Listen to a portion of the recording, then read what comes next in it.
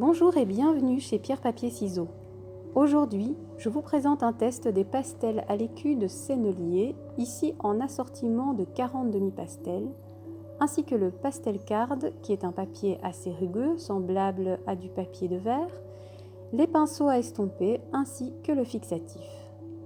Les pastels à l'écu sont des pastels dits tendres, en référence à leur texture poudreuse due à leur très forte concentration en pigments et très peu de liant, ce qui leur donne une forme assez irrégulière et brute. Vous pouvez utiliser ces pastels seuls ou en combinaison avec d'autres, mais le plus souvent, ils s'appliquent en dernier pour accentuer les contrastes.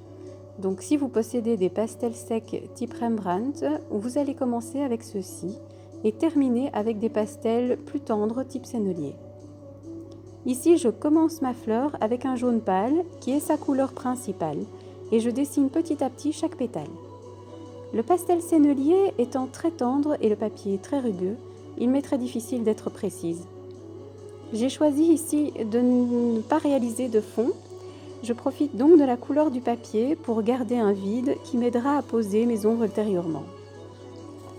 Une fois la base terminée, c'est le moment de faire apparaître les volumes en accentuant les contrastes entre les zones d'ombre et les zones de lumière. Concernant le pastel card, il est disponible en bloc avec un assortiment de couleurs naturelles ou en feuilles. C'est un papier qui a été spécialement conçu pour travailler avec ce type de pastel. Il capture à merveille les pigments très libres et poudreux. Cependant, au toucher, il perd un peu de sable et il est très rugueux, donc attention à ne pas vous abîmer les doigts en estompant. Par contre, il ne supporte pas du tout d'être mouillé, donc il est à éviter si vous choisissez des techniques mixtes. Je teste ici aussi les pinceaux développés par Sennelier pour estomper. Sur ce papier, j'avoue qu'ils enlèvent plus le pigment qu'ils n'estompent. On ne le voit pas sur cette vidéo, mais je souffle très régulièrement pour enlever la poussière. Dans ce cas-ci, les pinceaux serviront plus à enlever du pigment en cas de saturation du papier, mais pour estomper, j'avoue, je préfère largement mes doigts. Ceci dit, je les testerai à nouveau sur pastel mat avec des pastels plus secs pour me faire une meilleure idée. Ma fleur commence à prendre forme et je vais dessiner le vase en verre dans lequel elle se trouve. Vous ne le voyez pas sur cette vidéo, mais c'est un modèle que j'ai devant moi. Ce n'est pas une photo, mais une vraie fleur en tissu dans un vrai verre. Je vous encourage autant que possible, si vous débutez le dessin ou le pastel, à partir d'objets réels qui vous entourent. De varier ainsi les formes et les textures avec des sujets très simples et sur de petits formats. Il ne sert à rien de vous lancer dans des projets trop ambitieux, car vous pourriez en être découragé. Les objets réels vont quant à eux vous permettre d'aiguiser davantage votre sens de l'observation.